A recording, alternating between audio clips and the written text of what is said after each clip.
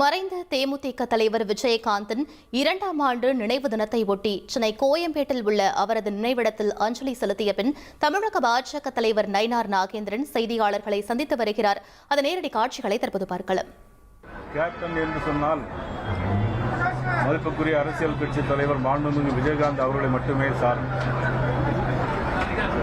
தன்னுடைய பொது வாழ்க்கையிலும் சரி, தன்னுடைய அரசியல் வாழ்க்கையிலும் சரி, தன்னுடைய ரசிகர்களை பொறுத்தமட்டிலும் சரி, தனக்கென ஒரு முத்திரையை தமிழகத்தில் வைத்த மாபெரும் தலைவர்கள் வரிசையில் கேப்டன் அவர்களும் முதன்மையான இடத்தை பிடிக்கக்கூடியவர். அவருடைய மறைவு அவருடைய ரசிகர்களுக்கு மட்டுமல்ல, அவர் இயக்கத்தை சார்ந்தவர்கள் மட்டுமல்ல, குடும்பத்தை சார்ந்தவர்கள் மட்டுமல்ல, எங்களுக்கு ஒரு பெரிய இழப்பாக கருதுகிறோம்.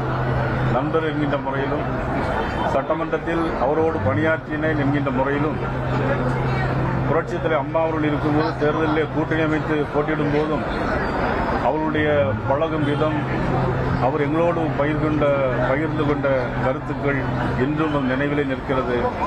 அவருடைய புகழ் என்றென்றும் இறைவனோடு மட்டுமல்ல, உலகெங்கும் வாழும் மக்கள் மனத்திலும் அவருடைய புகழ் ஓங்கி நிற்க வேண்டும் என்று இந்த நேரத்தில் நாங்கள் கேட்டுக்கொள்கிறோம்.